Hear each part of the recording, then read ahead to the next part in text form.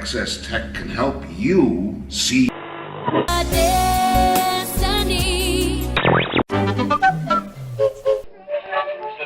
Hello, I'm Sharon Brooks, Director of... Your attention, please. The WDW Radio Podcast now departing from track number 1 for a grand circle tour of the Magic Kingdom, with stops at the Rumor Mill, the best of the best, and the voices behind the magic. It's your Walt Disney World Information Station, starring Lou Mongello. Board? WDW Radio, your information station. Welcome to the WDW Radio Show, your Walt Disney World Information Station. Thanks for tuning in once again. This is show number 5 for the week of March 11th, 2007. I'm your host, Lou Mongello, and this week I'm back from Walt Disney World with a special treat, an exclusive interview with Disney legend, author, and recipient of his own window on Main Street, Charles Ridgway.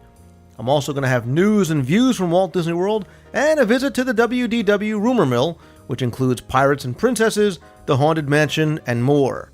For these segments, I'm also going to welcome in a special guest, Kara Goldsberry, author of The Luxury Guide to Walt Disney World, who's going to discuss some recent announcements from the Disney company that will forever change the landscape of the resort.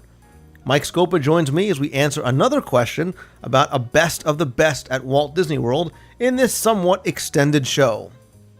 Like I said, this week's show is going to run a little long as there was lots to talk about and cover, not only with Kara about the recent announcements from Disney, but with Charles Ridgway. I had a chance to interview him one-on-one at the Disney MGM Studios, and like I say, during the introduction to the segment, there was so much great information that he shared that it was really tough to not only keep the interview short, but to edit it down without losing too much, so I really hope that you enjoy my conversation with him.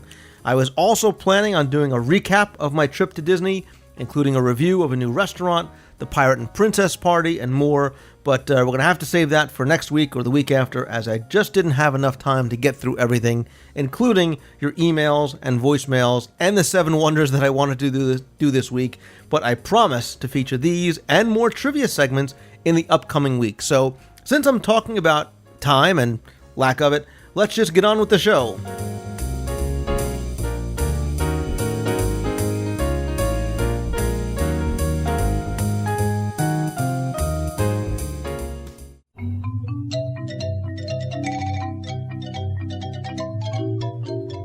For this week's News and Views from Walt Disney World segment, Disney had made what I consider to be 2 pretty major announcements, and what I thought I wanted to do was bring on somebody to help give her expert opinion, especially about one of these 2, and that is Kara Goldsberry. She's the author of The Luxury Guide to the Walt Disney World Resort, How to Get the Most Out of the Best Disney Has to Offer. She's also the webmaster of LuxuryDisneyGuide.com. Kara, how are you? I'm great, Lou. How are you? Good. Thank you for coming on the WDW radio show. You obviously know where I am heading with the news that I'm going to kick off this with. Disney had made 2, I think, pretty major announcements this past week. And the one that I want to kind of go through first with you is the introduction of a 900-acre luxury resort anchored by the very prestigious Four Seasons Hotel and Resort. There's also going to be another piece of property on the Western Edge Resort that's going to have some value options. But what I really want to talk more, at least at the beginning, is about this introduction of the Four Seasons into Walt Disney World. All I can say is, yippee! I am so excited. Well, you and I had spoken... And I'm sure a lot of people are. I mean, I think it sounds fantastic. Yeah, we had spoken offline about this in the past, and we had talked about, obviously the Grand Floridian has been the flagship resort for Walt Disney World since it opened. But as somebody who has covered the luxury aspects of not only Walt Disney World, but the entire Orlando area, you had always kind of felt that it didn't really match up to some of the very high-end properties. Is that right? And that's true. I don't. In terms of theming and setting, you can't beat the Grand Floridian. But people who are used to staying in a Four Seasons, staying in a Ritz-Carlton, are, I think, sometimes shocked when they show up at the Grand Floridian. They know, they're paying $500 plus a night, and they can't believe that this is it, because the Four Seasons, Ritz-Carlton, that type of a company has a totally different level of accommodations, of quality, and of service. And that is not what you get at the Grand Floridian, even though you're paying the prices that you would pay, say, at a Four Seasons. So I kept waiting and waiting for Disney to come up with a 5-star resort. Grand Floridian really is a 4-star resort. Disney doesn't have a 5-star resort.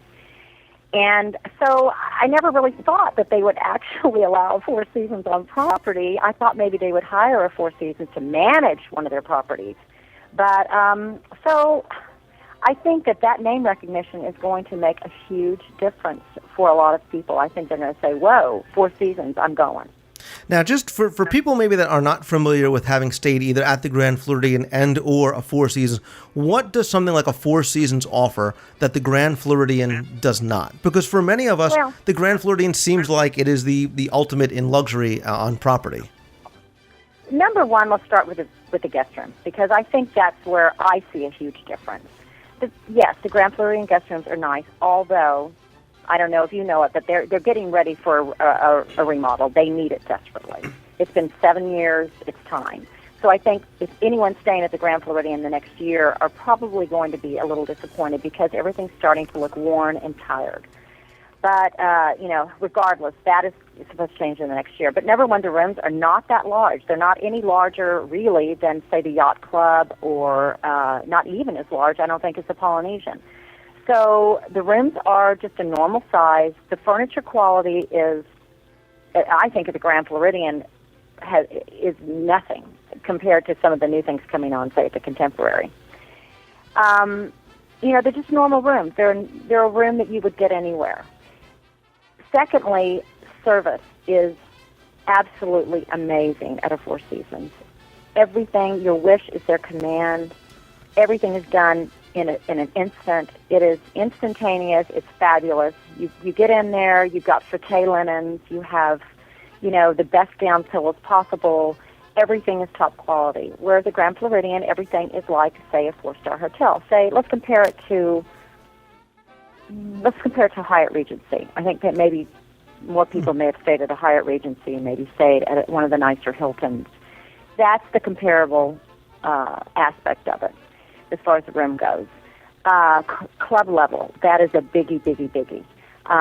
Four Seasons, Ritz-Carlton, that type of a 5-star property, club levels are phenomenal.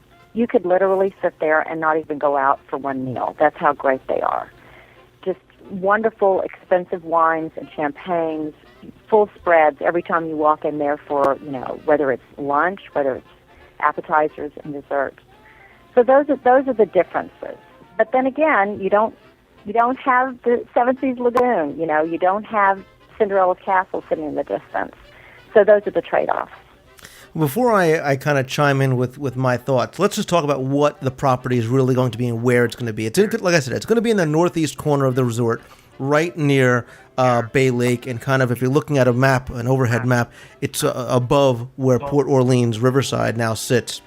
It's going to convert the Eagle Pines and Osprey Ridge golf courses into this very luxury resort community. It's going to include the Four Seasons Hotel, an 18-hole championship golf course, and something I found very interesting, which was single and multi-family vacation homes, as well as fractional ownership, translate timeshare vacation homes. There's not... you know what it sounds like to me? It sounds almost like it may have a Four Seasons Residence Club attached to it. And if you've ever stayed at one of those, they're pretty fantastic, too. It sounds like what's happening all over the Orlando area. I don't know if you're familiar with Reunion Resort, the new Omni. They have a hotel, and they all have attached to it golf courses, fractional ownerships, all sorts of villas, what they call condo hotels, And that is the way that Orlando's going right now. So it almost sounds like that that's what they're adding to Disney property. And I think that's very interesting. And again, we're speculating on a few things because a lot of details have not been brought out. But when we start talking about ownership on on Disney property, and this is supposedly going to be very different than DVC, where you really don't own anything.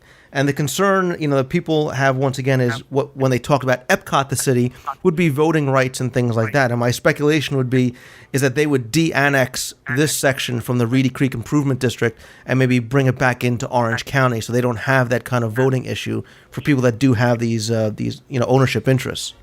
Right, and probably when you think of the ownership interest, when you think of DVC, you think in terms, of course, in points, but you think in terms of maybe a week or so people own, or people are going to use, where some of these residence clubs and some of these fractional ownerships, we're talking 4, 6, 8 weeks a year. So it's a lot different. But plus they put them, some people who say own a condo hotel, they actually own their whatever unit, and then they use it when they're going to be there, and the rest goes into the rental pool. So it is a very different concept. It's going to be nothing like DVC. I can't see how it would be.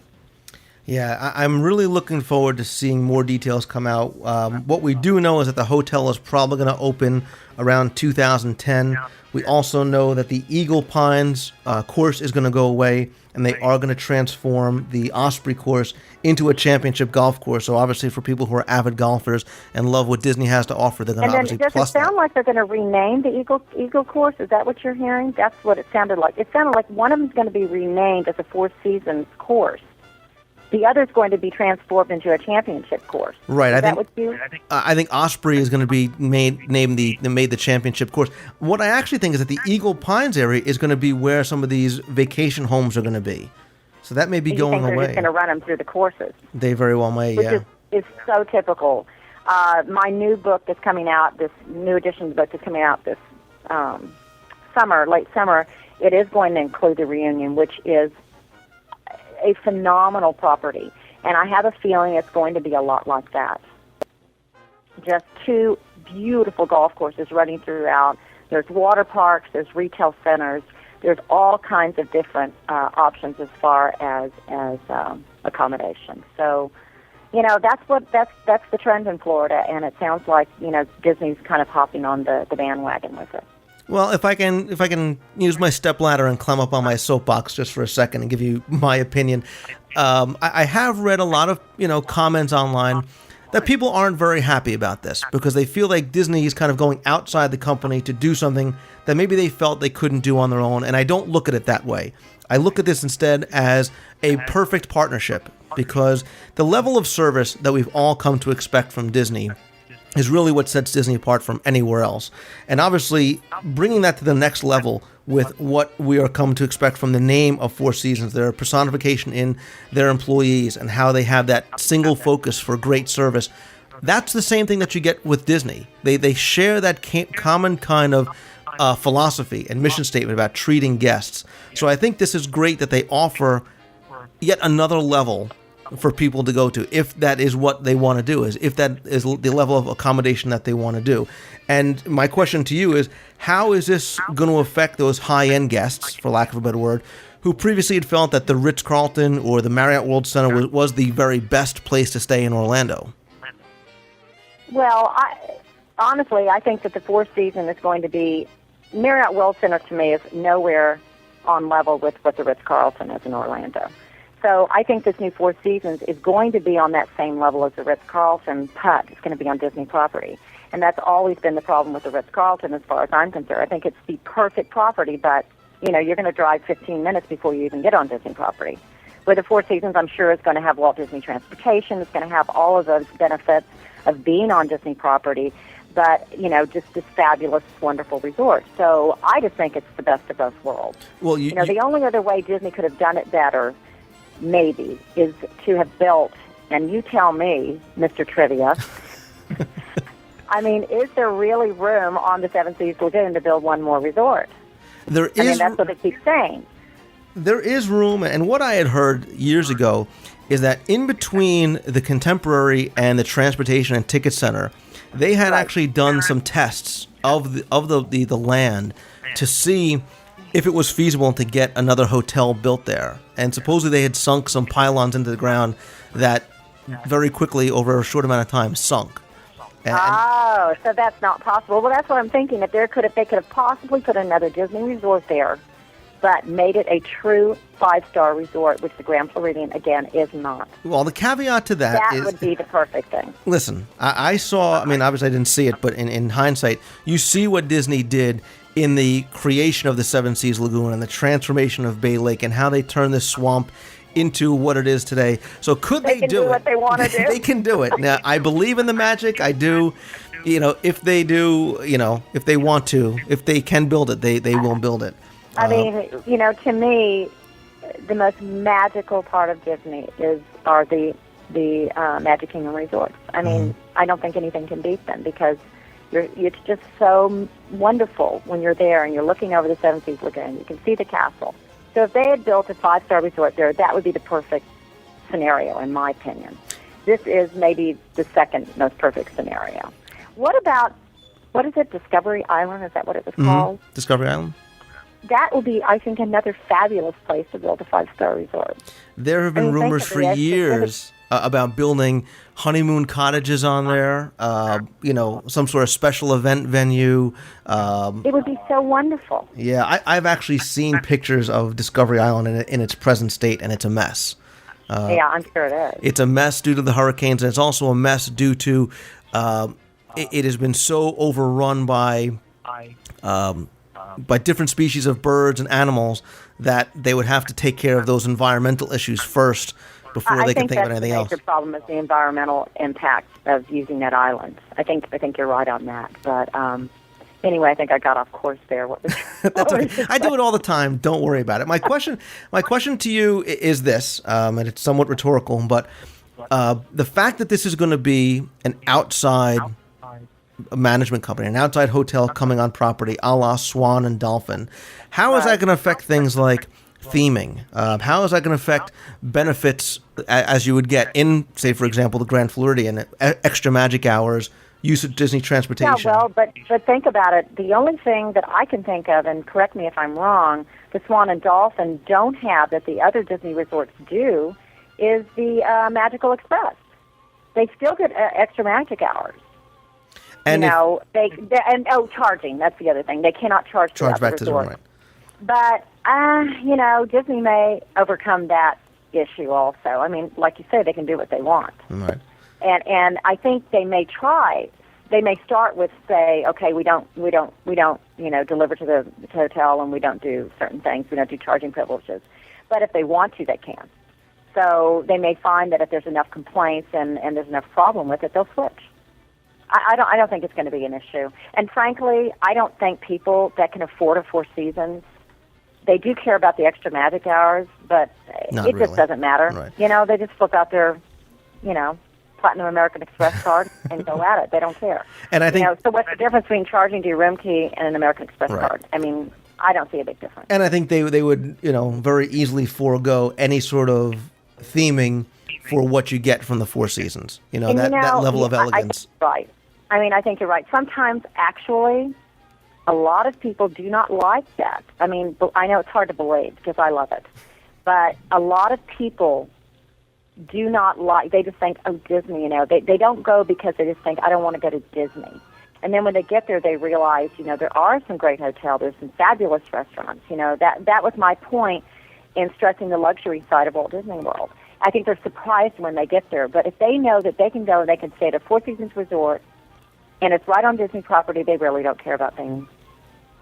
I agree with you. And I'm actually going to ask for your opinion about the other end of the spectrum, because the other part of the announcement that Disney made was a value-oriented destination. They're going to what's called a mixed-use tourism district. This is going to be down on the western edge of the resort, right by the Disney's Animal Kingdom, by the gateway down there by the Western Beltway. It's going to be comparable in size to Disney's Animal Kingdom, about 450 acres. And what it's going to include is about 4,000 to 5,000 low to mid-rise value-priced lodging units and up to 500,000 square feet of commercial space. It's going to be designed around a very pedestrian-friendly retail village, and it's going to have, shopping and service for cast members as well as not only guests, but nearby residents and other people that come, to this area of Central Florida. This is going to be built in phases, probably over the next 8 to 10 years. And it obviously, screams out similarities to downtown Disney, with this third-party kind of lodging, much like the 7 partner hotels in downtown Disney, the outside restaurants, and obviously non-Disney shopping experiences. So with this, Disney is literally running the gamut from the very, very high end down to appealing to those people who I assume would normally have stayed off property at, a Howard Johnson, a Motel 6, a Days Inn, who now can stay on property. They have the convenience of shopping. They have all these other kind of restaurants. If they don't want to go and eat at, Victoria and Albert's, they can get something quick right there. How do you think about this and how it compares to what they're doing on the other side? Again, it all depends on what Disney's going to offer with that. Are they going to let you have charging privileges? Can you do the dining plan? There's so many things, because I think the dining plan for value clients is so popular. For upper-end clients, it's not very popular because it's not a good deal for them when they're going to trade 2 meals for 1 signature meal, and that's where they want to eat. Mm-hmm. So, until we learn more about it, to me, unless Disney gives them all those benefits, it may not be much more lucrative than staying, at, I don't know, the Embassy Suites. You know what I'm saying? Right. But it just depends on what Disney's going to give, what they're going to give with that hotel, what kind of benefits. So, I don't keep up with the value end of it, so I don't even know how popular are they. I mean, are they always sold out, Lou? I don't know. Well, this is the question. One of the questions that this begged when I saw this is, I think it's great that they are appealing to the value end of the market. And you see a lot of the print and media ads now say that you can go to Disney with a family of 4 for a week for $1,500. And that's a very big draw for people who say, hey, you know what, maybe we don't have to save up for 3 years. Maybe we can kind of do some things and go this year. But I wonder it's a brilliant marketing tactic. You're right. I think it's great. How does this affect the value resorts, which are not always filled? And I mean, let's be realistic. You're saying, that's what I'm saying. I don't know. The luxury resorts are so hard to get into. Right. So you're thinking that it's going to be overkill with another value resort. I don't think that it's overkill. I wonder about things like, are they going to be themed like value resorts? Are they going to be designated value resorts? Are they doing this in lieu of finishing the other half of Pop Century? How does this affect what's going on with the Legendary Years building, which, is sitting there abandoned for so many years? I'm sorry, what building? The Legend Pop Century is basically built into 2 sections separated by Hourglass Lake. The Classic Years, which is open now, covers the 50s, 60s, 70s, 80s, and 90s. The Legendary Years covers 10s, 20s, 30s, and 40s. Well, if you take the entrance road to Pop Century all the way to the end, it's blocked off by a fence, but you can still see those Legendary Years buildings sitting there, and it looks as though it was a post-apocalyptic war zone. I had no idea. Maybe they're going to be more like the moderate resorts. I mean, think about it. When was the last moderate resort? These value resorts have gone crazy. And maybe they're thinking it more along those lines. Are they, when they say, it's a value, more of a lower end resort, maybe they're thinking the moderate. I mean, I in only lieu of another moderate resort. Possibly. I mean, don't get me wrong. I think this actually is a very good thing on a number of levels. Again, offering more options is always a good thing. I think this helps people who, for example, are staying down at Disney's Animal Kingdom or the All-Star Resorts, who, for a long time, I always talk about location. Well, while Animal Kingdom Lodge is beautiful and secluded, to some people that's not a benefit because it is such a hike to get to downtown Disney or it's a long way. It's when you drive long. to the Magic Kingdom from the Animal Kingdom, it feels like forever. It is a long way. So now you have this other area that you can go to shop, to eat, and other hotels to stay in. And for comparison, look how far it is to downtown Disney too. Exactly. So they may not go over to downtown Disney. They may head over, and sometimes though they build up this fabulous new shop. Well, it's I can't imagine it's going to be anything near as big as downtown Disney. So what's going to be retail? What do they mean? How many shops? It may be something very small. Well, I mean, obviously, I think it's a double-edged sword for local businesses because obviously gives local businesses and some of these other chain establishments an opportunity to get on Disney property, to get some of those people that would normally not have driven out to Crossroads or some of the places out there. On the other side of the coin, it's going to really hurt those places because now people who are on Disney property have no reason to leave. Exactly. I mean, I leave a lot because of the other hotels, but as far as shopping, I mean, maybe the prime outlet malls, but nothing's really that appealing to me. And I think head off the property. I think this also offers a place for cast members and college program people to go and shop in addition to downtown Disney, so they don't have to go off property because they can go and get some of the, items that they need without having to go off to, Crossroads or Walgreens or some of the other restaurants that may be out there. So, yeah. And especially if you're talking about, as far as like the Four Seasons area, if there's going to be fractional ownership, that type of thing, those are people that are going to want groceries. Mm-hmm. So that might be, are they going to do that type of thing over at the value area? That's what I'm understanding. Fractional They're going ownership? Oh, no, not in this section, no. There's not supposed to be any sort of homes or properties. Well, it seems like to me, that's where it would really work. I mean, people want groceries, and there's Goodings, which is expensive at the Crossroads. And then, although there is a Publix across, on Vineland over there by the Prime Outlets. So that's another option for groceries. Well, a lot of people leave, like you say, to go to a Walgreens or go to a grocery store. And a lot of people can't leave to go to these places. But now, if you're staying on Disney property, you can take a Disney bus to this area. Hop the bus. Yeah. It's a slam dunk. You no longer have to worry, especially for somebody that travels with children and know that you have to go get milk, you have to get diapers, you have things that you just can't buy in the general store, at your resort. This is a great thing. It would be a nice I think this is a great thing. So it would be nice. But, again, the people who are, complaining about it, I don't hear any complaints about the Swan and the Dolphin being right there on Disney property, managed by the, the Westin and the Sheraton. So, it'll all work out. It'll all, be great in the end. I mean, I think the Swan and Dolphin has a really great place on Walt Disney World property. It's a wonderful convention area. They have some really, some nicer rooms at a much better price than anything on Disney property. So, they have a Mandara spa, which I think is the best spa on Disney property. Me and those spas, Liz. This is why I keep you away from my wife as much as possible. Oh, and I didn't even think about that. The Four Seasons is bound to have another spa. Whoa. I'll bet you I'm really excited. I know. You can't wait to start doing your quote-unquote research for your next book. So. I know. It's rough, but somebody's got to do it.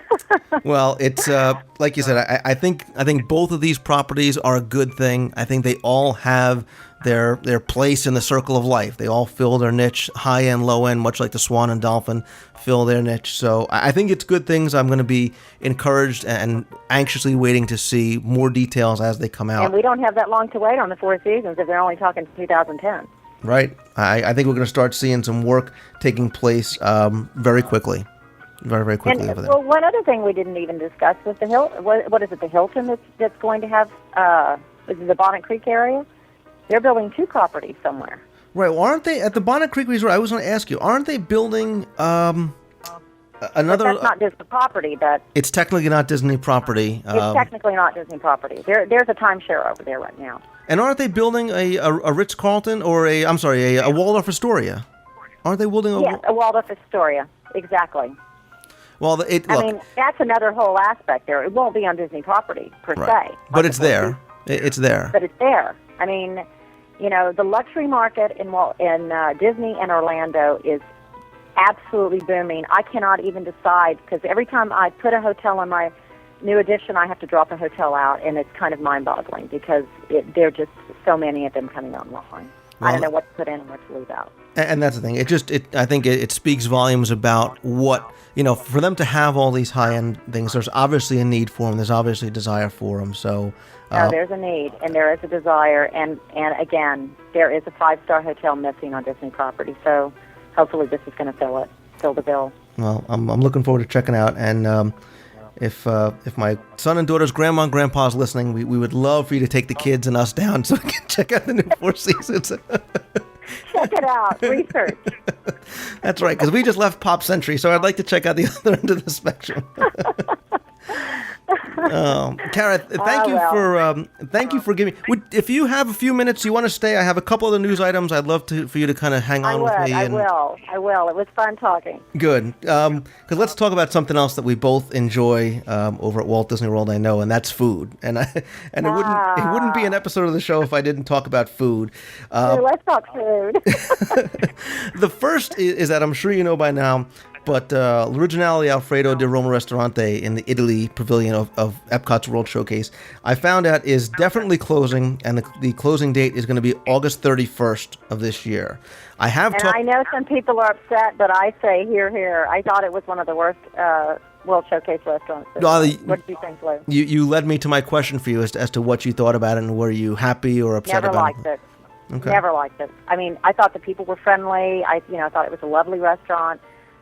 Every time I went in there, it was just so hit or miss. And I just, for an Italian restaurant, Italian restaurants can be so fabulous. I was so disappointed in that restaurant. But I am imagining another one's going to take its place. I mean, what have you heard? All that the cast members have told me is that Disney is being somewhat vague in what they're telling them. But the cast members that are working there have been told not to worry. They are not going to lose their jobs. There is another new dining experience, as they like to call it to the cast members, that is coming in.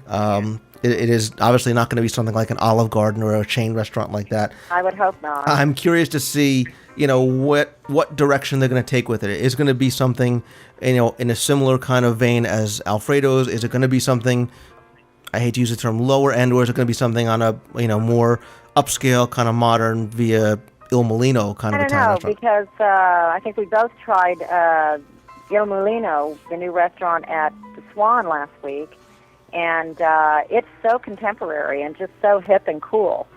But I don't know if I see that in World Showcase. But who knows? But I think anything is going to be an improvement over what was there. Well, I hope, listen, coming from the Italian background and comparing every Italian restaurant to Sunday dinners at home, my standards for Italian food are very good. And like you said, it sometimes was hit or miss. I've had some very, very good meals there, and I've had some that were okay. And when I did, I'd say, okay, well, I understand that I'm eating, maybe in a theme park, so I'm not expecting as much, but I don't think that's necessarily true considering what you get at some of the other World Showcase restaurants. All of the restaurants in the World Showcase are good, but I don't think they're the best restaurants on Disney property by any means. I mean, if you want the best restaurants on Disney property, they're at the resorts. That's all there is to it, at the deluxe resorts. So, I guess I came not to expect so much out of the World Showcase restaurants, even though I think all of them have one or two fabulous dishes that everyone loves. But they're not the same quality as, say, a California Grill or a Flying Fish or a Victorian Albert's, obviously. And they're not going to be. True.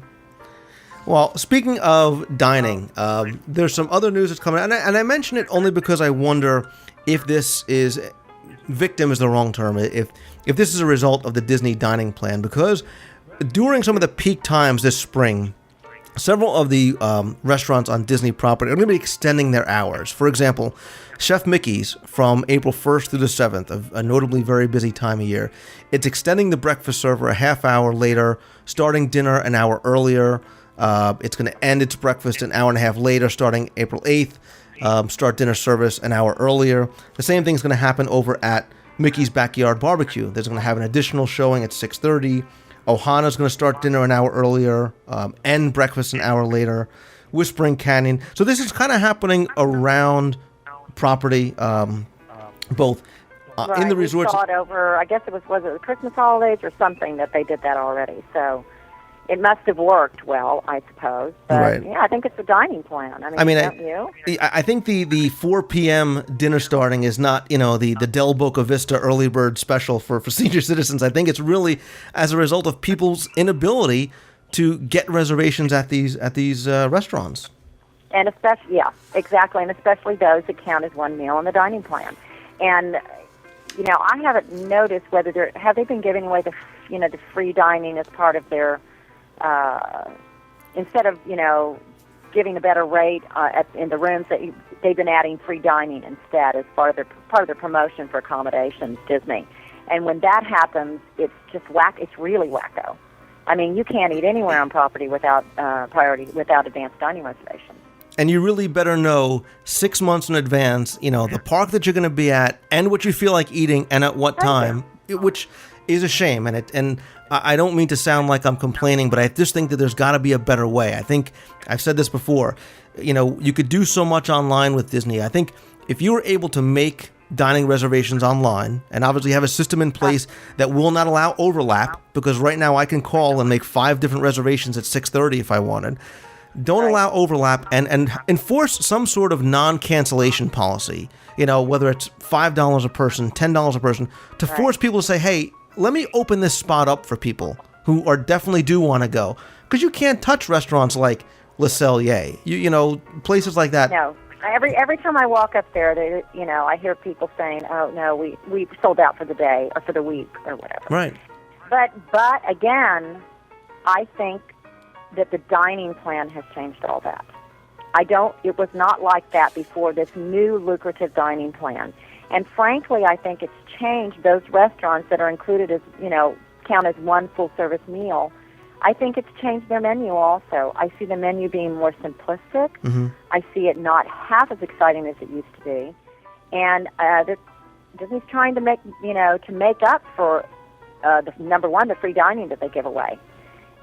I mean, haven't you seen that in these restaurants that you look at the menu and you think, wait a minute, there used to be 15 entrees and now there's 6. And you're right. There's one big example. Big example. You're right. And that's a complaint that I have heard from a number of people about the menus themselves being a victim of the dining plan. Yeah. So they don't have the personality they used to have. Those restaurants that aren't signature restaurants, the personality is gone. And I do think it's a victim of the dining plan. Right, and you're right, because you do go to certain restaurants looking for that unique dish, something that you can't get everywhere else. And when lunch starts to just be a commodity and it's the same thing everywhere, I can see why people would just want. But the trade-off is. It's not across the board, though. I'm sorry. It's not across the board. I was at Le Cellier the other day, and their menu's a lot of fun, and there's some exciting things on the menu. And I don't see it there, but I see it at some other places, and it's really puzzling to me. So I don't know if it's the chef. I don't know if it's, what Disney's instructed. I don't understand it, but it is strange. Interesting to say the least, and interesting to see. I'll be curious to see if they offer the free dining again this year as they did last year. I hope not. No, it is. You know what? I'd really rather see them mark down the rooms 40% like they used to. Yeah. And they don't do that anymore. If they mark them down, they're like 10% or 15%. I'd rather get a less expensive room and not be be on a dining plan. Well, you wonder with the addition dining plan you eat too much anyway. But. With the addition of 5,000 plus rooms, over the next decade or so, you wonder if that's going to somehow help level off or even, dare I say, lower room rates across property. I don't see that I know. happening. But. Wishful thinking, free dining and lower room rates. Oh, I know. It just gets crazier every year, and the restaurant prices get crazier every year. I mean, I constantly have menus on my website, and I'm sitting here right before we were talking, updating them from my trip last week, and because I visually see as they go up every time I change them, and it's kind of shocking, really, especially for ones that I haven't picked up, say, in maybe a year, and they've gone up $4 and not. Some of them are $4 an entree more. That's a lot of money. Well, that's why the dining plan is obviously so successful. I mean, it's a no-brainer at that point. They know what they're going to spend before they get there, and there's no surprises. All right, let's move away from food because now I'm starving. Over to Tomorrowland at the Magic Kingdom. Because they've just that's not half as exciting. Well, and I'm curious to see if you've seen this, what you think, because the Monsters, Inc. pass holder preview was just announced. That's going to be Friday, March 30th through Sunday, April 1st, 2007. The official opening date, I put official in the kind of air quotes, is supposed to be April 2nd. Coincidentally, the same day that the Grand Fiesta Tour starring the Three Caballeros is going to be opening in Epcot's Mexico Pavilion. My first question is, have you seen any of the soft previews for Monsters, Inc.? I have not. I heard it was kind of a flop, though. Is that what you heard? I have not. They kind of went back to the drawing board, or, I think it's supposed to be similar to Turtle Talk, right? Right, it is that same type of interactive experience, and people can even text message jokes, and there's, from what I've heard from people, again, not having seen it myself, is that the original reaction was, which obviously is not what you want in your new. But then that was the reaction to Stitch, and they didn't change that much either. You thought the reaction to Stitch was that good? I got an idea. Let's go back to that fabulous Circle Vision movie they used to have in there. That's what I liked best. I just had this conversation. We were going down memory lane and the Avenue of the Planets, and we were talking about if you had wings and Mission to Mars, and how much I just love the screen on the floor and the screen on the ceiling, and it was great. And we all know how What was that one that it had the America movie? What was that? America the Beautiful. Remember, it was all about America? It was America the Beautiful. Did you cry every time you saw it? I never cried. That was across the way, and fortunately, unfortunately. But, with Monsters, Inc., I've said this in the past, this is a very tough thing because you're talking about doing a comedy act day after day. So you have the repeatability factor. You have how do you appeal to kids? How do you appeal to adults? And it seems like they're not quite ready to pull this off yet, because I did talk to some people this past week who did see some openings. They said, well, one of the acts was good, or two of the acts, but they weren't blown away. And that's a scary proposition for Disney, who's launching this new, very expensive attraction in Tomorrowland, at the entrance to Tomorrowland. Think about it, though. Turtle Talk with Crush is just a kind of a side attraction to a bigger attraction. And that works, okay? But they're making a whole attraction out of a similar product, a similar attraction. And I don't know if people are going to stand in line and wait for something like that. Well, I won't comment and I won't speculate because I haven't seen it for myself. I haven't either. I really can't say if I liked it or not. I do believe that, Disney knows what they're doing, and, say other than for Stitch, they are able to pull these things off. Other than Stitch, I unfortunately have to throw that in there. I think everything else, they pulled it off. Other than Stitch and the Imagination Ride. The Imagination Ride that has no imagination, but that's another thing. Figment fans are screaming left and right. Every once in a while they do kind of make a boo-boo, but I don't know. Well, we shall see. We shall see. Much like we shall see what is going to come to the post-show over at Spaceship Earth, because work is well underway for the new Siemens post-show, and as well as the Epcot VIP Center over at Spaceship Earth. The VIP Center is supposed to be called Nexus 21, and it's going to be for the use of Siemens employees and, as somebody who uses Siemens products at my job, their customers. So it's going to be a hospitality center and a briefing center. It's going to also showcase a lot of the company's innovations and technologies. Siemens is such a broad company, from the medical aspect, which I deal with, to Sylvania light bulbs.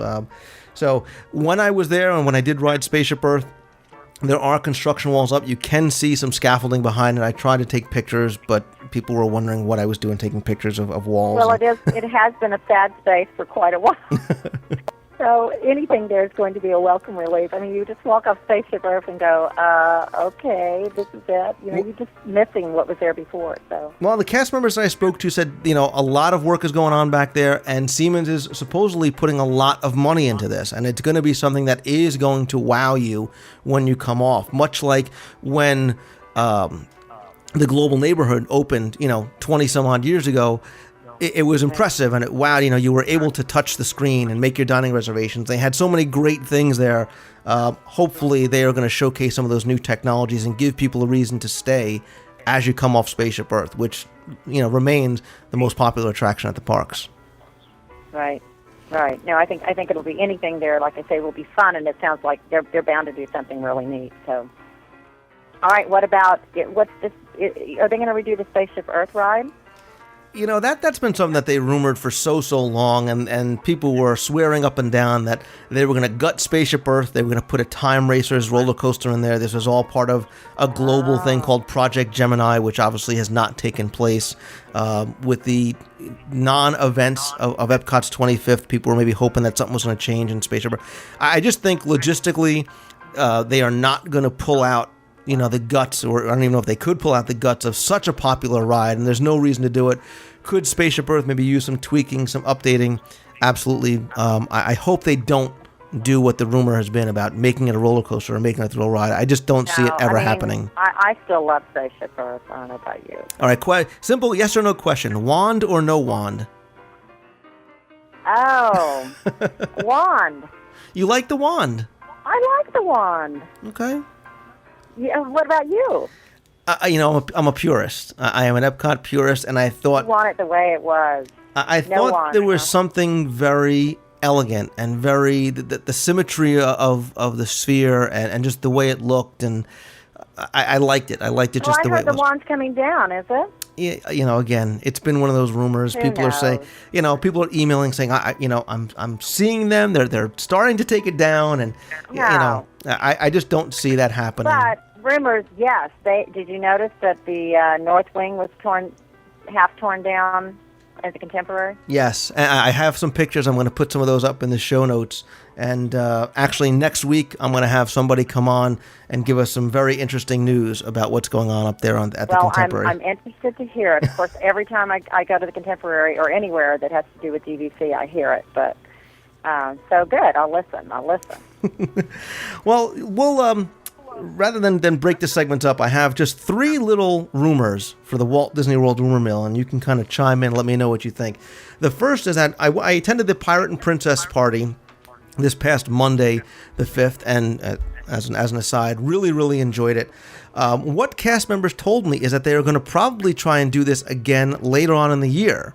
They're going to test Really? both interest in the event itself as well as the timing of it. What works better? Is February and March the best time to do it, or is sometime later in the year?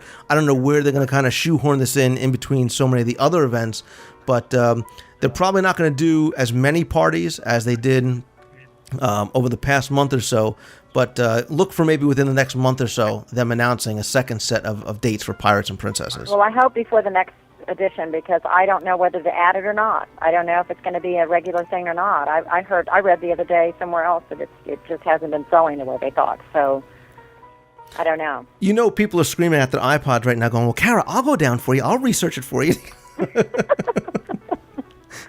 I'm going to hire Deanna for that spa research now. That's Kara at Luxury.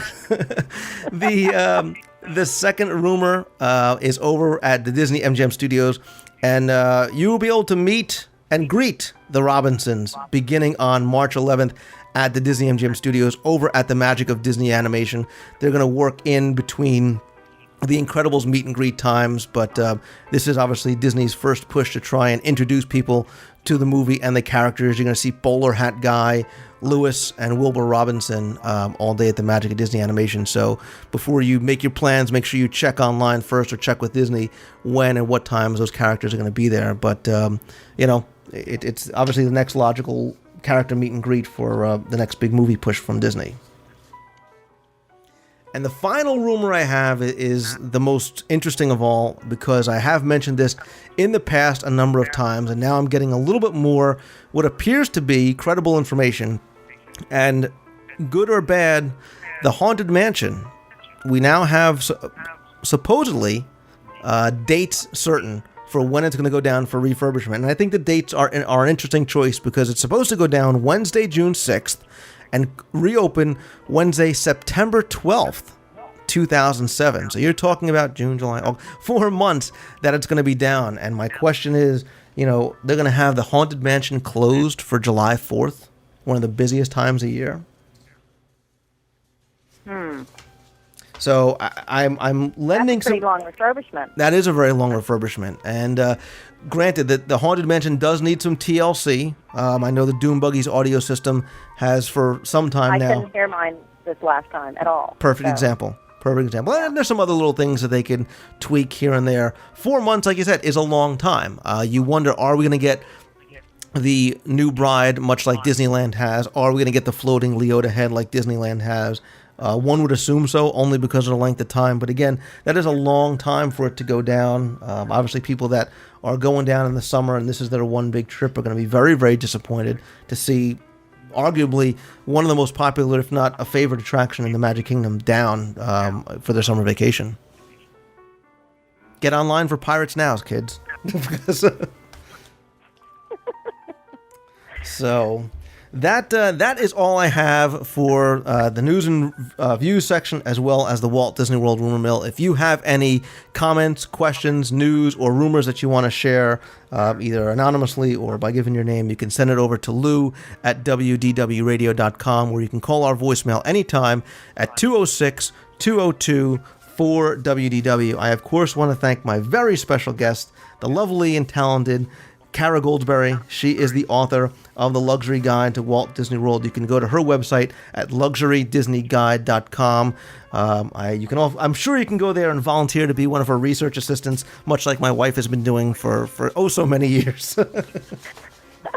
Kara, thank you very much for coming on. As we hear more about what's going on with the Four Seasons, I'd love to have you back, and please keep in touch and let us know what you think. Thanks so much for having me. It was fantastic. It was fun.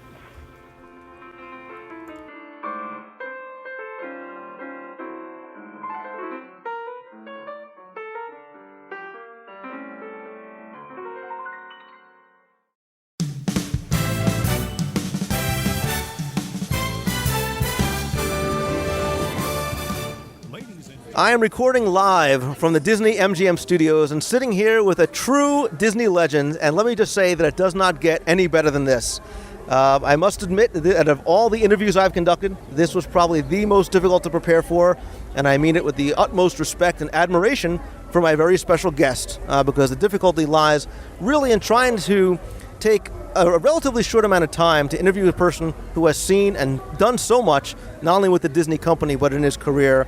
Knowing the stories he's able to tell and the opportunity to sit and chat with him is not just a pleasure, but it's honestly somewhat overwhelming. His extensive reputation and credits precede him, having not only done work with Disney, but as a travel writer as well. I am talking about none other than Disney legend Charles Ridgway, who recently authored a new book entitled Spinning Disney's World, Memories of a Magic Kingdom Press Agent. Charlie, welcome, and thank you for appearing on the WDW radio show. Well, thank you for having me. It's a real pleasure to see you again, and I look forward to a lot of times in the future we could have some good times together. I hope so. We've had a chance to kind of sit and chat sometimes at dinner, and the stories you've been able to tell have been fascinating, and hopefully we can share some of those with our listeners and introduce them to the new book that you just had that just came out, because your book recounts stories not only that you as Walt Disney's press agent can tell, but you offer unique perspectives on Walt himself as well as the theme park and the entire company through so many years. Your firsthand experience with Disneyland and Walt Disney World offers a truly unique look at the theme parks, and you offer stories that nobody else to date has been able to tell outside the company. So I said, who better than a person with his own window on Main Street to tell stories about the opening of Disneyland and Walt Disney World, as well as in his book offer quotes by Walt Disney that only you were privy to. So I've had a chance to read the book cover to cover.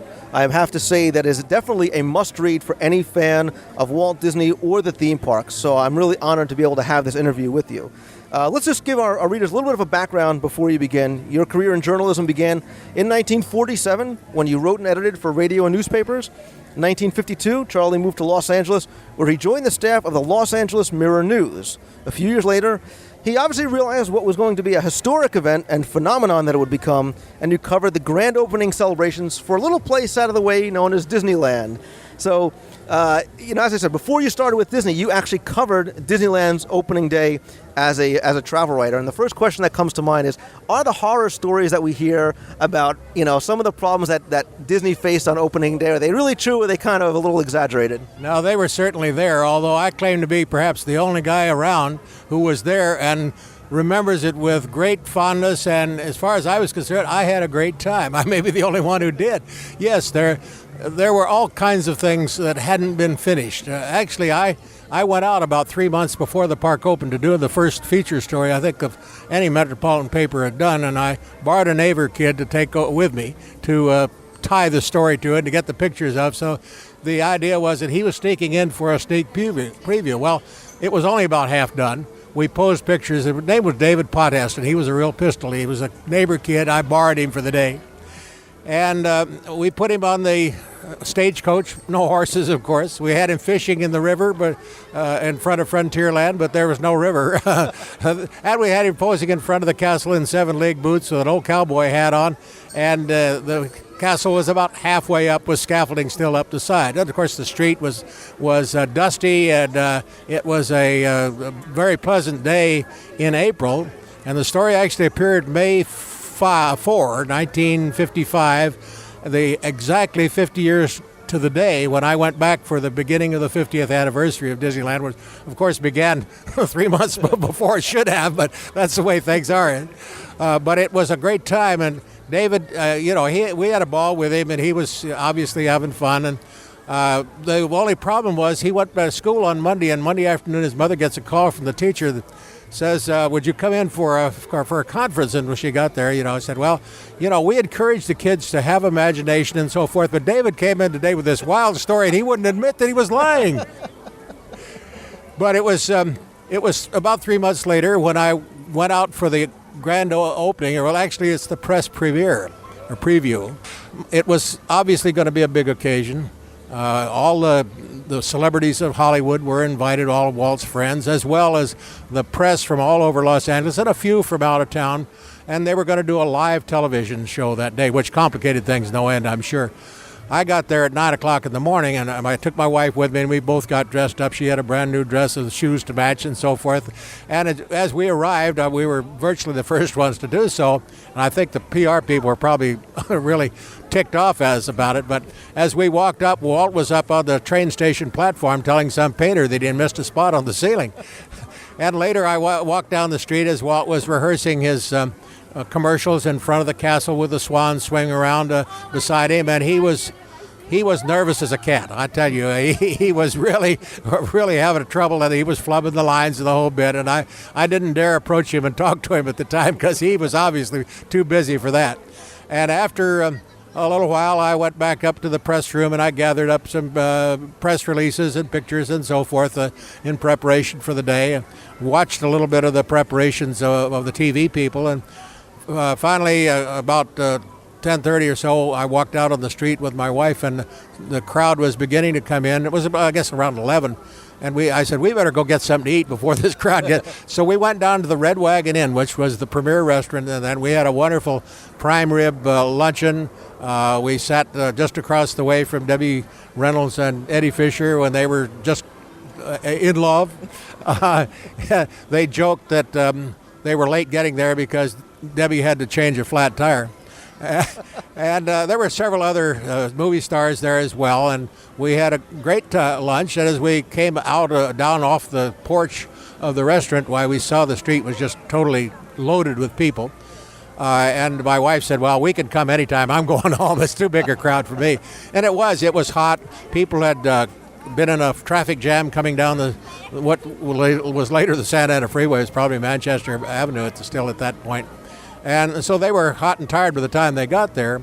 The street was, blacktop, and it was so soft that the women's high heels were sinking into it, and they were losing their shoes. There was a gas leak in behind the castle, really, where they had to move everybody out of the way while they got that plugged up. One of my, what became a friend later, was escorting a state senator around, and they were riding on the riverboat, the Mark Twain, around and enjoying it very much, and until a window frame fell out and fell down over the top of the head of this official, and so it sort of spoiled the day for them. I stayed in the press room off and on for a while and went out at, I think, about 1 o'clock when they had the dedication ceremony in Town Square with Governor Knight and his wife and the head of the Santa Fe Railroad and his wife and Walt. I'm not sure Lily was out there. I never did see her in that picture, but I went out to watch it, and that's about all I did was watch. And then because other people were there to cover things, I went back and sort of watched things on television as they did this hour television show, which was hilarious in many respects because they would it was done live, and they had cables all up and down the street. People were tripping over those all the time, and they would transfer the master of ceremonies would transfer to a reporter, Art Linkletter, in Tomorrowland. Only it would go to Robert Cummings in Frontierland. It was certainly an exciting show, and after the show was over, not very long, I went out on the street. It was probably 5 o'clock, and the place was almost empty. Everybody had gotten tired, and the kids were crying, and they'd gone home. And I called Greta, and I said, come on back, we're going to go on some rides. So we rode everything in the park. Almost everything was operating. Now, during the day, many of the rides broke down. People were waiting in line forever, so it was it was a catastrophe as far as they were concerned, but I thought it was just wonderful. All the notes that I sent in were laudatory. I just thought it was an amazing new place. Well, I looked at our paper on the Monday morning. This was on Sunday. Next morning I went down, and all the other columnists and people like that had written all these terrible stories about how awful Disneyland was. Don't go, it's too crowded. They haven't finished they don't even have drinking fountains. They're trying to make you drink Coca-Cola. Well, that wasn't the case at all. Walt had a choice of whether having drinking fountains or toilets, and he made the obvious choice. But they were complaining about everything they could. And for months ahead of time, of course, they were predicting that this was going to be a huge failure. Why would anybody go out there in the middle of nowhere in Anaheim to build this thing when they could build it where the people are? Well, Walt had a lot of vision on those things, and he was right, obviously, and they were wrong. They asked him, at the time, it's obviously not finished, so when will it be done? He said, well, it's never going to be done as long as there's imagination in the world. Of course, that quote has been carried for all the years since. So I had a great time. I was sorry to see the results from a PR standpoint, if I'd been in PR at the time. But actually, it turned out that people ignored the advice to stay away and rushed out to see what it was all about. And so they had about 10,000 people, which was a lot in those days. For the next day was the first day that the public could get in. One of the problems that caused the problems on Sunday was that they had invited what they expected to amount to about 15,000 people, and 30,000 showed up. There was a mix-up in tickets, and I have my own explanation of that, because what they did was they sent out invitations that said, you and your family are invited to come to Disneyland for the opening, and send us back the cards and tell them how many people they are in the family. So they would send back a card saying, we have 5 people. So they would send them out 5 cards, which said, you and your family are invited to come to Disneyland. So they, I think, handed them out to their favorite neighbor or their plumber or whoever. And so they had all these people that showed up. But at any rate, it was far more than they were prepared to handle, and far more than they had for a long time to come. And yet, in the first 6 weeks, they had 1 million visitors, which was obviously phenomenal. Except that when the summer came to the end, the kids went back to school, and all of a sudden the place was virtually empty. So Walt put in the Mickey Mouse Circus, the Mouseketeers Circus, and brought the kids from the Mouse Show down for that and so forth, and did lots of things to try to attract people during the off-season. But it was tough, and even when I went to work there 8 years later, it was, we had many Friday afternoons, a little rainy or something, when we had a total of 2,500 people in the park. You have that many people on the street corner here. But it was certainly a phenomenon. It wasn't long before it became internationally famous. It was 8 years later before I went to work there, and I probably wouldn't have lasted more than a couple of weeks if anybody had any sense. The second day I was there, had this little office in the City Hall, or right next to City Hall, what was called the police station. It was about 12 by 12, but it was at least 30 feet high. It was in and we had shelves up the side of the office where we stored our pictures, contact sheets and so forth. And I was standing on the desk, reaching up for a shelf with my back to the door, and the door opened, somebody walked in and said, may we come in? And I said, sure, it's not my damn place. And it was Walt and several of the directors. And if I survived that, I guess I could survive anything. But it was a wonderful time for the next 4 years when Walt was still around. I got to work with him a lot. When he was down at the park, I certainly wasn't a confidant or an advisor in any way. We were just the publicity guy. And I had a boss named Eddie Meck who taught me everything I know about publicity and carried me through the many years after that. I began in 1963 and have still done a few things for him in the last year or so. So it's been well over 40 years that I've been involved in trying to publicize the park. When people talk to people that have worked with Walt Disney, so often they talk with such respect and such reverence to him. And what was it like, working with somebody that, is such an iconic figure and legend? Well, he was not anybody that bowled you over, yet when you finished talking with him, you knew you talked to somebody really unusual. He was inspirational. I remember one night we sat and listened to him talk about what he was going to build called Pirates of the Caribbean, and he talked for an hour and a half on it. And I'll swear it was more exciting to hear him listen to the Pirates when it was finished, as exciting as it has been in all the parks, because it's here in Florida. It's of course, originally was in California, and now it's in Paris as well. So it's been one of the premier attractions and one of my favorites. But it was certainly a pleasure to listen to him tell about it. And I think those who worked with him were inspired by his total dedication to what he was doing, and that could be hard on you. I mean, he expected people around him to be as dedicated as he was, and some people just couldn't take that. But for those of us who were really enthralled with being there, it was a treat to work there, and it's something we'll remember forever. 6 years after you were hired, you were promoted to publicity manager and then later director of press and publicity for Walt Disney World, which at the time was under construction. Tell us a little bit about that, when you moved over towards the Florida project. Well, it was funny, if I can take a minute to tell about this. Why, in 1969, they decided to have a press conference down here. This was 3 years after Walt died, to explain what we were going to build in the first phase on this 33,000, well, actually it was about 28,000 acres at that point. We added to it later. And so we had a press conference out on the edge of town. We had a theater we hired, and we had models up and so forth. And I was sent down to help out with the publicity on that, and had never been down here before. And it was, a real eye opener, and had no idea that I might be coming back a few years later. But the thing I want to tell you is I probably am as responsible as anybody in letting the cat out of the bag about the whole idea of Disney World, because in 1965 we were having 10th anniversary at Disneyland. We called it the Tencennial, and we were inviting press from various parts of the country, and we'd bring them out on Walt's plane. Walt gave us his plane after he got through using it to go to the World's Fair and back, and he said, use it to bring some press down. He said, well, bring their wives with them. If the wives like it, the guys won't dare write anything bad about us. We invited Miami Herald and the Daily News, or the Miami Herald and the News, and the Atlanta Journal and Constitution, and many of those didn't accept. So we did get somebody from the News and the Fort Lauderdale paper and Alabama, a couple of papers in Alabama. And we needed some others. And somebody said, well, what about Orlando? And I said, what's Orlando? And which is pretty dumb, but I just had never been in this part of the country before. So you can see how much I knew about it.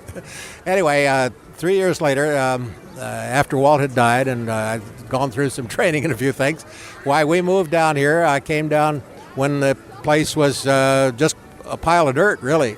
They had dug out what's now the Seven Seas Lagoon and moved about 7 million cubic yards of earth around. They had stacked the earth up where the Magic Kingdom is now so it could compress over a couple of years, and then they started digging a tunnel down through the middle where the tunnel is now, and down under Main Street going down to the castle. And then came the October of 1971.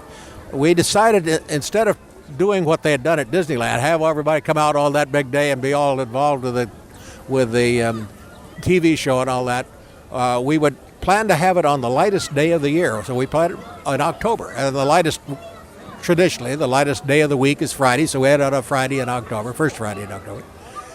And we hoped to have maybe 10,000 people for that day. Well, the newspapers in the area started to have sort of a contest among us to see who could guess how many people we were going to have for opening. Somebody said 20,000, and another paper said 50,000, another paper said 100,000. Finally, the Cocoa Beach paper, which had been used to the big space program crowds, predicted we were going to have 200,000 people on opening day.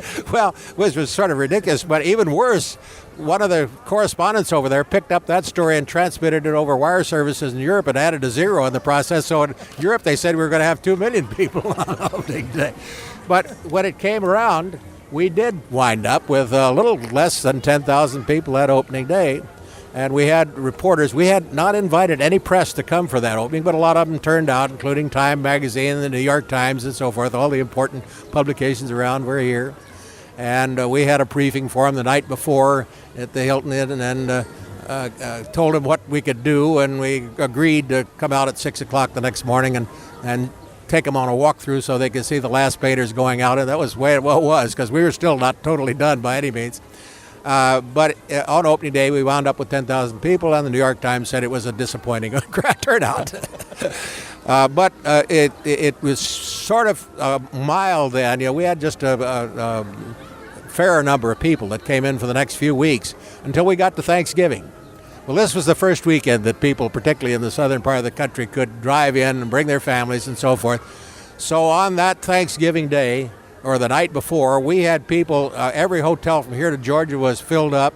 People were parked all up and down the roads. And I was just heard this story yesterday that one of our top guys was telling me that afternoon we had to close the parking lot at about 12 o'clock in order to hold the crowd down in the park to a workable level. And even then it was way overcrowded. And so there were people parked all up and down the south road for 10 or 15 miles away, and they were out on the side of the road playing ball and throwing a volleyball around and so forth, and for 3 or 4 hours, and kept asking, when are you going to open? When are you going to open again? And later in the day, along about 5 or 6 o'clock, as is frequently the case, we were able to open. And Friday it was a similar crowd, and the whole weekend was just a jam, and we knew that it was a success. And tragically, though, Roy Disney, who had been worried up to that point because that turnout had not been up to what was needed, they were able to call him on that Thursday and tell him that it was a huge turnout. And unfortunately, he died of a heart attack that next night. So he was here to see his dream come true, because he'd promised Walt that on his deathbed that he would see this new place open, and he did. Your work at Walt Disney World obviously didn't end with the Magic Kingdom, and because you also helped open up Epcot Center I still call it Epcot Center, in 1982. How was the opening of Epcot different than the opening of the Magic Kingdom? Well, long as we're on that Epcot Center business, it was my idea, among others, that we call it Epcot Center because it was not the experimental prototype community of tomorrow that Walt talked about. He talked about a city where people could live and people could come and see how they lived and try out all the new technologies and so forth. Well, when we got to thinking about it, that didn't work too well. To think about having a whole crowd of people come in and look at your new refrigerator every week didn't sound so attractive. So we began adapting, and Walt himself said when the initial drawings on Epcot, he said, this isn't exactly what I have in mind, but it'll give people an idea of the kind of future that I'm looking at. So we think that in many ways, what's now called Epcot is a lot of what he might have done if he'd been around long enough. Epcot was an amazing amalgamation of the new and the international, which Walt had an idea we would have the future world, but we'd have a kind of an international, at least a shopping area and so forth. So we took those two and carried forward with them. And for the opening of Epcot was, from my standpoint, was a most unusual thing. We sort of discovered for the first time the availability of satellite as a means of publicity. That place looked so intriguing to people that the switchboards in the stations back home lit up like a Christmas tree. The general managers were called down and say, hey, stay over and do another piece the next night. So from then on, we used satellite live feeds as a major publicity program. At various times, we had as many as 13 satellite uplinks in place and well over 100 television stations going live out of here, in addition to the networks and people like that would come on their own and do their own thing. Yeah, and it's funny because not only have you seen such probably amazing advances in technology to do what you do and to broadcast and to allow people to report from Walt Disney World, but one thing that you had talked about was that Disney never paid for advertising. Disney was, it prided itself on never paid for advertising. And you tell a story about the person that suggested taking out a full-page ad in the Orlando Sentinel. As we were coming up to Epcot, this was a big unknown thing. Disneyland was known now around the world, and Disney World, partly because of that, was also well known and internationally, and as well as certainly across this country. But we weren't sure about Epcot yet, so my boss suggested to his bosses that they take out a full-page ad in 25 papers across the country just saying Epcot is open. Well, he almost got fired over that one. Because our people at that point, their background had been in motion picture, and they were used to co-op advertising where they would go into a town to advertise a new film, and the local theaters would help pay for the advertising. So co-op advertising was something they understood. And we, with the participants that we had with us, like General Motors or General Electric or Exxon or various companies that have been associated with us, they would do various promotional programs with us, and we would share costs and so forth. So we understood that. But when it came to direct advertising, our advertising budget compared to a company of even the size of it at that point was minuscule. Despite that, we didn't do the newspaper advertising. Those television programs and the newspaper people that came that opening day and so forth resulted in a survey showed the next day that 95% of the people in the United States knew that Epcot was open. I don't know that you could do it these days without that kind of thing. Obviously, over the years, the Disney television show, beginning with the one that started even before Disneyland opened, was a huge part of the success of the parks, in addition to word of mouth, which is, of course, always the best publicity. Well, it's funny you say that because, with the advent of even newer technologies and new media like the internet, podcasting, blogging, internet fan communities, how do you think that changes or affects public relations and that kind of PR for Disney? Well, it certainly does affect it hugely. There are many things that we did in those days that would be very difficult to do today. There are a lot of rules about what newspaper or news reporters ought to do and ought not to do that have changed over the years. So it's the place that tells itself, and that's really the basis of our whole publicity effort, is to get people, the writers, to come and see it for themselves and report it. And of course, the new media enlarges the scope of those opportunities immeasurably. It does complicate things, I think, because it means that there are a lot of people coming in doing reports and so forth of great importance that we don't know where they come from or anything along those lines. But it did change, and it's still changing and changing very rapidly, and it's amazing to see it. It's wonderful to see, but I don't know, it was awful good in those old days too. Yeah, I mean, you're right about, the internet. I mean, it is still kind of the Wild West out there because anybody can publish, anybody can podcast. But I think the one good thing is, for the most part, it's driven by people who share a common love and passion for Disney. So they do it because they really do enjoy it, and they want to help kind of spread, what they enjoy about it and their feelings about it to other people. Yeah, sure. A certain passion is what it's all about. And for that reason, if we were not the kind of place we are, we'd be in trouble because people wouldn't like us. But people come and fall in love with the place, and they have to go out and tell somebody about it. And now they have a way of doing it. So, yeah, it certainly has broadened our field, and I'm sure it's been of great help in seeing the company expand. I remember in the year that Mary Poppins came out, or it was the year after Mary Poppins came out, Disneyland actually made more money than the movies did. And that was a shock to those people who made movies in Hollywood, who had been really had told Walt, quit fiddling around with that funny little plaything down in Anaheim.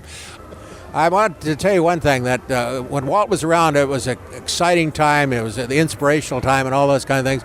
But when Michael Eisner and Frank Wells came on board in 1984, all of a sudden, it was like Walt was back. The inspiration, the willingness to take chances, the do new things was just an exciting time to be around. And at that time, they started. We had held back on building more hotels for years and years. When we had this huge demand, at one time you had to wait a year to get a reservation here, and so they decided to go ahead and build a few hotels. Well, they built 30 more hotels in the next few years. They built they built 2 water parks. They expanded in all directions. They built downtown Disney, which has turned out to be a huge entertainment dining area of great consequence and a great help to the parks, because in the wintertime, off season, when the parks close early, there's not a whole lot to do. It didn't used to be a whole lot to do. So downtown Disney helps to fill that void, and we try to make sure that people who come find what they want to do, that they're able to have fun, and particularly to have fun together as groups, whether they're families or school groups or bands or whatever they are. It's a place that you need to have somebody you love to share with. I've said it for a long time, and that's something I often write when I inscribe a book, and I say, the real magic is in making the memories here with your family and friends, because that's really what it's all about. Well, and I guess that's what my book is all about too. Is Spinning Disney's Magic is much more about the memories that I have, which are all favorable. I got to tell you, I can't remember any place that I could have been or anything that I could have done that would have been as much fun. And we did crazy things, There was Donald Duck's 50th birthday. We decided, wouldn't it be fun if we could get 50 white ducks to follow Donald down the street? Well, that was, none of us knew whether that could happen or not, so we called an expert. They said, yeah, well, you can do it, but you got to have Donald bond with the ducks from the time they're born. So we sent Donald down to Miami, to the hatchery, and he was there when they hatched out and got down on the floor and played around with them when they were little yellow balls of fur. And then we brought them back up and put them out at Fort Wilderness, and as they grew up, Donald would go out every day or two and throw out some lettuce and get him to follow him around. And when they got old enough, we made a little pen out behind my office in City Hall, brought them over there, and we decided, well, as long as they're going to a party, they ought to have party hats on. So we made some little cone-shaped hats, and we found a way of sticking them onto the top of the head. And we put some ribbons around their neck with their names on them, and we named them after Disney characters. So you had Dopey Duck and Goofy Duck and Donald Duck and Alice in Wonderland Duck and so on. And the problem we ran into was we started to put a hat on a duck, and immediately all the other ducks attacked him. They were jealous. So we figured it out. We put a divider in the middle, and we'd put the hat on the duck, put him over the other side. As long as everybody had the hat on, they were fine. And it obviously was going to be a huge success, but you couldn't have them march that whole parade length for day after day. So we built a float for them, and had a little picket fence around it. They were put up on there, and they were the hit of the whole parade. And the funny part was that when they get warm, ducks pant. They opened and closed their mouths, and there was a duck song being played at the time, quack, quack, quack, and it looked like they were singing this with the song. That's great, and that's, you led me to talking about the book itself, because that's exactly what it's all about. We talked about wanting to share our love and passion for something that we enjoyed so much, and that's what you do in the book. Again, it's Spinning Disney's World, Memories of a Magic Kingdom press agent. On a personal note, as a completist and somebody that loves the place so much, the book is definitely a true must-have. I read it cover to cover in probably faster than I read any other book, and it's because of some of those stories that you share, stories that we've never heard before, even for some of us that have read so much. Part of what I enjoyed was the fact that you had a chance to meet and host and entertain innumerable celebrities, and the names in the book are a true who's who of Hollywood celebrities and politics and international affairs. What's your favorite celebrity story or celebrity episode? Well, that's a tough one. There were a lot of them that I enjoyed knowing. Actually, the stories in the book are the stories that I told over dinner table or something with a lot of these people. Most of them, of course, were newspaper or radio or television people that visited us, or when I was visiting them. And we'd start to talk about Disneyland or Disney World, and I'd tell them about stories in the old days. So that's what these stories are all about. So there were many that I became, I felt were good friends, even though we didn't see each other very often. Helen Hayes was one of my favorite people. I remember, I'll never forget, one night we were up in the Contemporary Hotel looking out over this Seven Seas Lagoon, the lights of the Magic Kingdom, and then the Polynesian Village and the Grand Floridian across the way. And she looked out over it and she said, I have been all over the world. There's no sight like this at all. Another one was Bob Hope, who for some reason, got my name, and I was the one he called usually when he wanted to visit. And he came down in this area frequently, and he'd call up and say, I want to go over and see the park. Well, there were two occasions. One was we were having a new parade, and I said, hi, how would you like to come and be the Grand Marshal of our parade? So he did. We came in, just volunteered. And then when we did the groundbreaking for the Disney MGM Studios here out in the middle of the swamp, we built a billboard with a sort of a Hollywood look to it and so forth, and we were going to do a little ceremony with some fireworks and so forth, and Michael Eisner and Frank Wells were coming down for it. And 2 days ahead of time, Bob called and said, well, I'm going to be in town, and said I want to come by and see what's new. And I said, why don't you come and take part in our ceremony? So he did, and everybody said, how'd you get him to do that? And again, it's a who's who.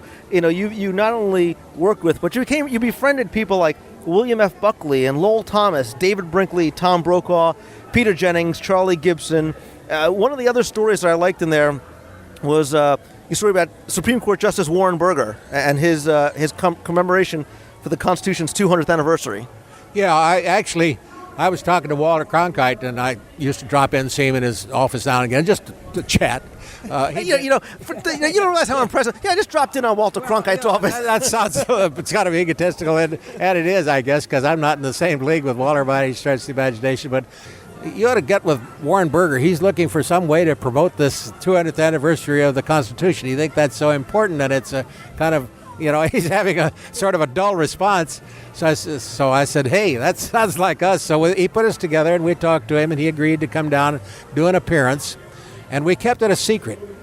We started our parade in honor of the Constitution and so forth, and announced we were going to start it.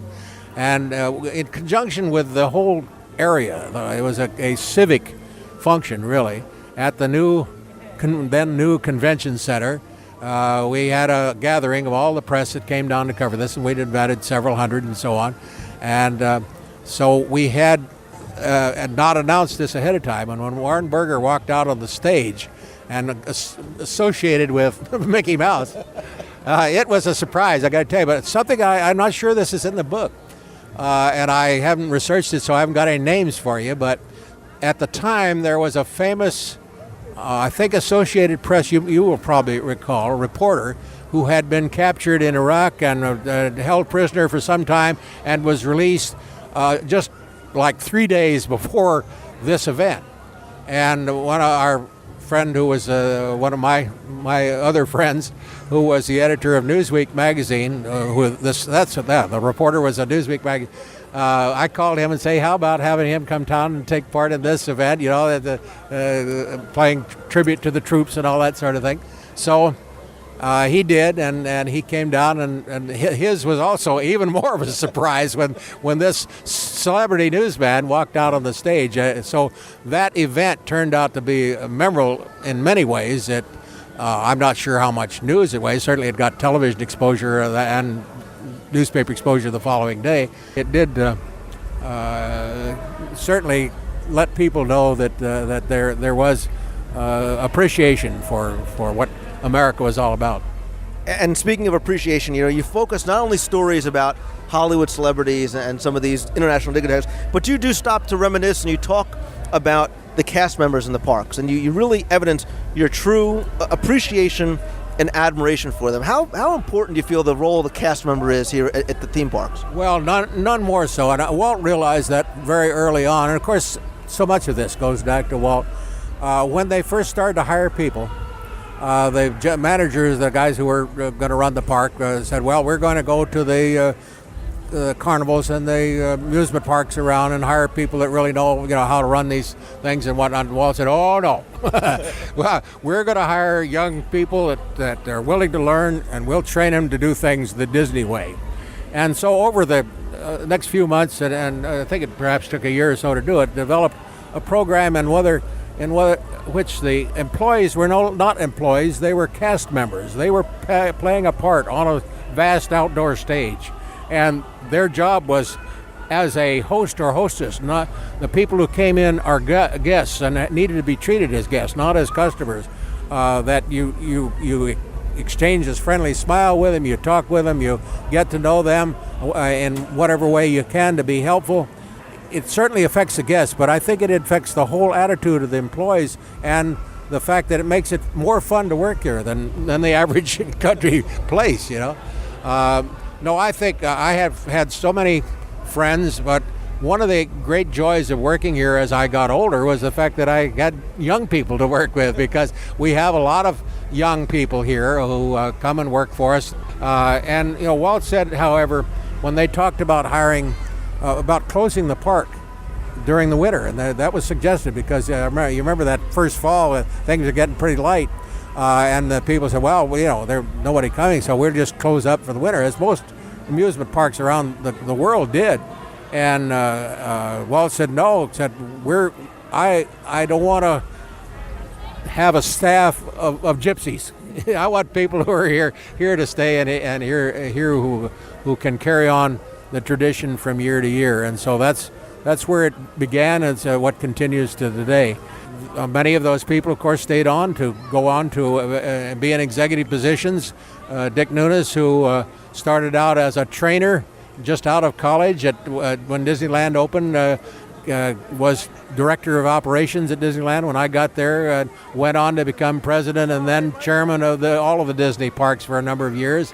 Bob Matheson, that I saw for the first time in a couple of years last night, started out in about not so long before I went there as a park announcer, and he went up to be vice president of operation before he was done, and one of the key people in the growth of the company. And we were talking about, I guess this maybe is something that shouldn't be talked about, and I didn't think about mentioning it in the book.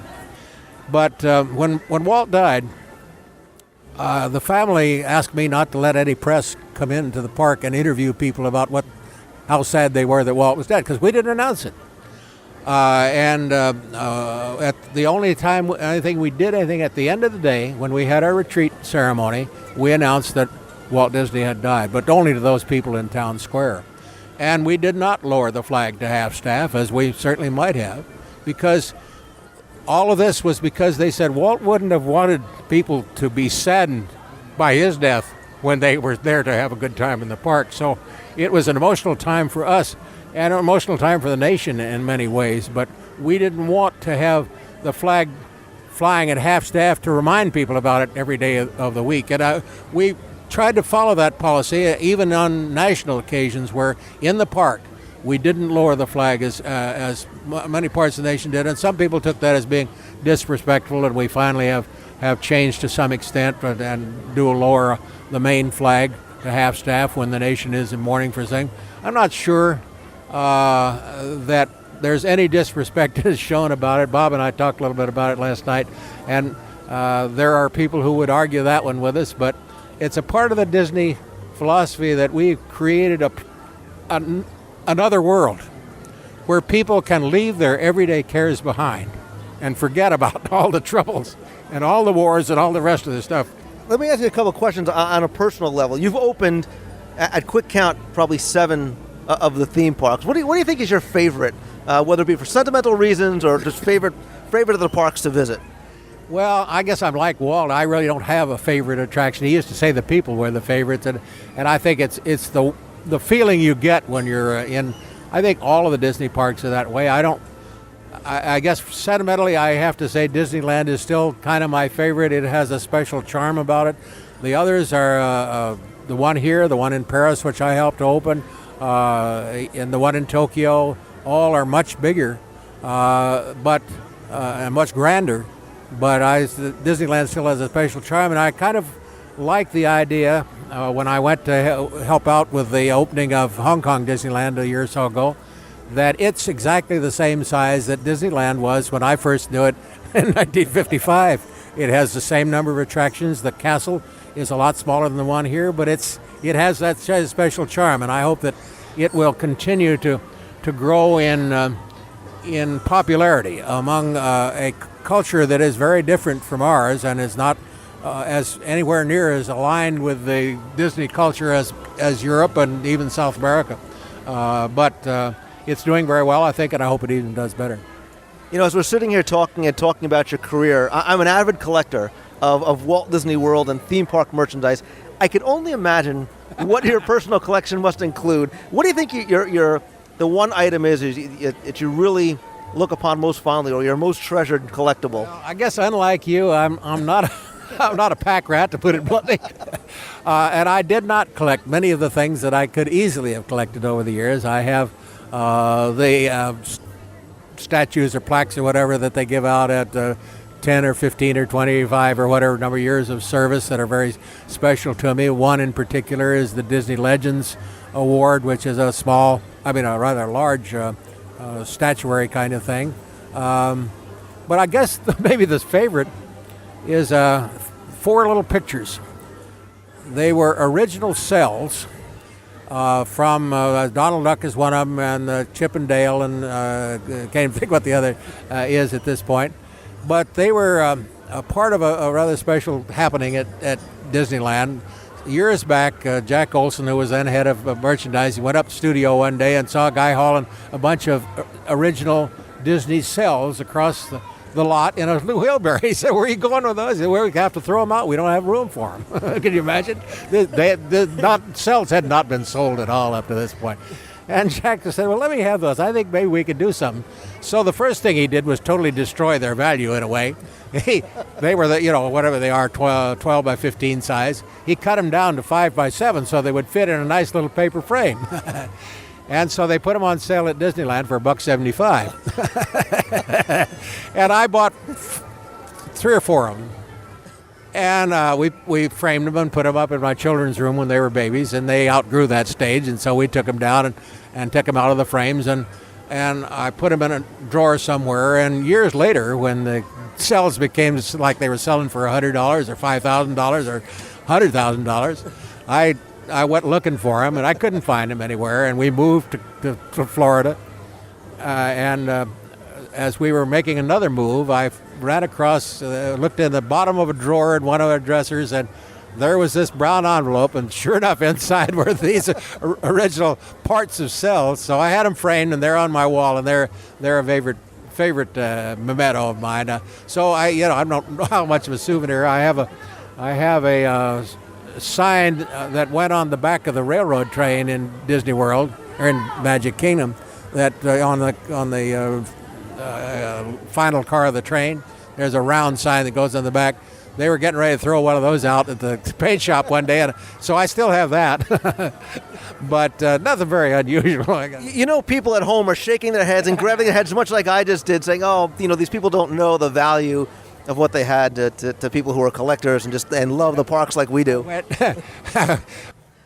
Yeah, you retired, and I used kind of the quotes in the middle of the air, in 1994, but you actually continue to consult on special events, including the launch of Disney's Animal Kingdom, the Disney Cruise Line. You helped prepare media for the opening of Hong Kong Disneyland, like you mentioned. But in 1999, you received what I think you, and I know me as a fan, would probably be the ultimate honor. You were named the Disney Legend. You were honored with a window on Main Street over the arcade. Tell us about that experience and that award and what it really means to you. Well, it certainly was a kind of, those 2 events were certainly a capping and a wonderful way to sort of end a career. I didn't quite call it quits at that point, but it came close, I guess.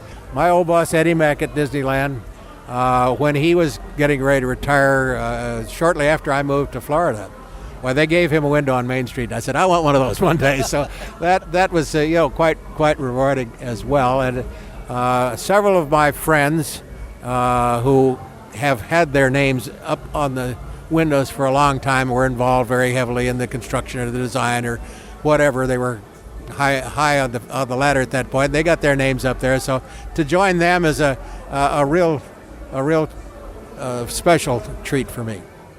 Well, much like that, this is actually a very special treat for me to be able to sit and talk and share stories with somebody whose work I respect and whose name I get to see every time I go down Main Street. Really is a thrill, and I know for the people who go out and purchase the book, again, it's Spinning Disney's World, Memories of a Magic Kingdom Press Agent. We just scratch the surface of some of the great stories that you have in there to share. Charles Ridgway, thank you so much for coming on. Again, your book is available at local bookstores. It's also available at the Intrepid Traveler website. I think you'll be appearing this summer at the NFFC convention in Anaheim. Yes, I'll be there. Probably also, I believe there's a convention here at Disney World in September. I'll try to be at both of those, and I'll bring the book along. But it's something that I didn't anticipate. In fact, I didn't decide to write the book for a long time. All these people I've been talking about it when I would sit over the dinner table. That's what this is, a bunch of dinner stories. Would say, "Hey, you ought to write a book," and I'd say, "Well, I've tried, but it seemed kind of dull to me." So finally, one of my friends who's a very good writer, who's written for National Geographic, one of my travel writer friends. In fact, I didn't do travel writing until I got to the retirement stage. Anyway, he said, you ought to write a book. And I said, "Well, I've tried it didn't work." So he said, "Well, sit down with a tape recorder and talk it like you've been telling me over the dinner table." And so that got me started. And the first chapter or 2 got done that way. And then from then on, it started to flow. And it was it was more fun doing than anything I've done in a long time. The bringing back the memories, many of which had escaped me, was really as rewarding as anything I've ever done, and I'm most pleased to share it with whoever wants to have a peek in my soul. Well, it's a fun read. It's fascinating. Again, the stories are stories that I had never heard and had never seen elsewhere. You can also find out more information about Charlie and some of his other work at his website, which is travelphotoridgeway.com. And again, you can also go to intrepidtraveler.com. And I'll put links up on the website in the show notes to where you can get Charlie's book, where you can see Charlie. We'll keep in touch, and you can tell me where you're going to be making some appearances, and I'll help you get the word about that. Because if you have the opportunity, like I do, to sit and talk to Charlie and have him, meet him face to face and hear him and see him talk about some of these stories, it really is a true treat for any Disney fan. Charlie, I can't thank you enough for taking the time to sit and share this with me. It's been fun.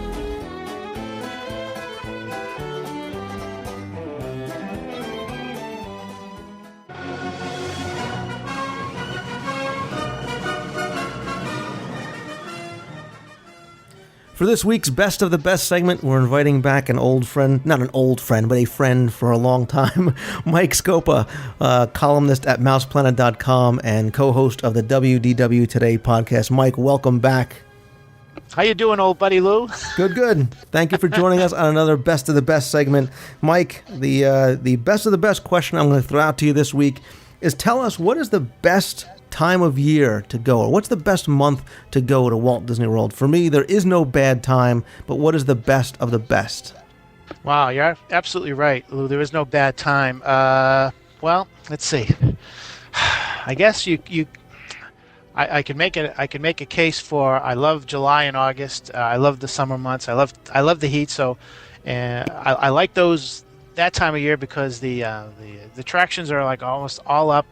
They're extended hours. I love the idea of being able to wear shorts every day. There's no question that it's going to be a warm time of year, but that's not my favorite. And then I could also make a case for December, Christmas stuff going on, and of course, best. But that's not my favorite. I guess if I had to choose, my favorite time to go down would be the month of October, and there are a couple of reasons why. Number one, you're right in the middle of the Food and Wine Festival, which is a great time to be down there, especially if you're a big Epcot fan, which I am. Going through World Showcase and seeing everything that's going on with the festival is just a great time. Number two, the weather is pretty much perfect. It's still warm. It may not be too stifling, but it's just warm enough so that you really, really enjoy your park touring. Number three is that it's usually that month. I know that the first weekend in October is Race for the Cure and Race for the Taste weekend, and I love doing those races. And finally, I'm a big Halloween fan. I love Mickey's Not So Scary Halloween Party. So, and I know that's going to be in October. So you've got food and wine, you've got Race for the Taste, you've got great weather, you've got the Mickey's Not So Scary Halloween Party, and you've got 4 good reasons for going down. Plus, it's not that crowded in October, so that month just has so much going for it that is my favorite month to go, October. You know what, Mr. Scopa? Dr. Scopa, I see why people hang on your every word, because you may have just convinced me to change my opinion of what I think the best time of year to go is. What was yours? Well, when you started talking about loving the heat and going in the middle of summer, I said, this segment's totally getting cut out. Because I try and avoid going in the middle of summer, like the plague if I can. But I was going to say I like going the first week in December because in addition to it being value season and the crowds being very low and the weather being just perfect, Walt Disney World is decorated for the holidays, and I think it's a completely different, plus experience going down when you have that, when you have the decorations, when you have the music, when you have some of the special events, like the Very Merry Christmas Party. I know you believe it's the $50 cookie, and you might be right, but it's fun nonetheless. But Mouse Fest is going on, and it's just, there's something kind of extra magical, again, to hate to keep using that word, but there is about going down that time. But you're right, October really does have a lot going for it, and I do think the Boo-to-You parade is probably the best parade all year. So yes, and the fireworks are very, very good too. It's just a perfect, to me it's a perfect month. It's got almost everything except, of course, the decorations and December would have been my next choice, Lou, for sure. With the decorations, like you said, I agree 100%. It's just if you've gone to Walt Disney World 100 million times, but have never gone down during the Christmas season, and then you go down during the Christmas season, it's like going down for the very first time. Right. It really is. Well, they knew it too. As soon as you said food and wine, I'm like, oh yeah, what was I thinking? How could I not pick October with food and wine? Exactly. So, well, great, Mike. There you go. The best of the best month to visit Walt Disney World. I think we're both now in agreement is October, and I'll put a link up in the show notes to some of those special events we were talking about. Mike Scopa from Mouse Planet and WDW today. Thanks very much for coming on again, buddy. You bet, Lou. See you in October. See you.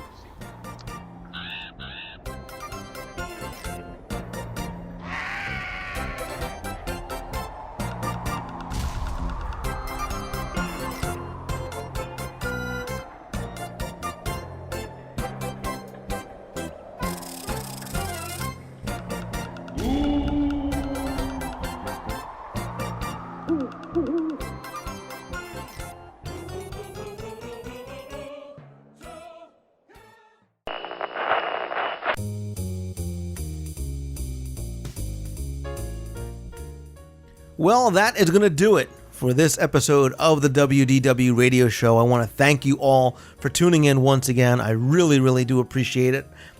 I also want to thank my special guests, Charles Ridgway, Kara Goldsberry, and Mike Scopa. I'll put links up in the show notes to their website and to their books. I also want to say thank you to everybody that I had a chance to get together with and meet this week down in Walt Disney World.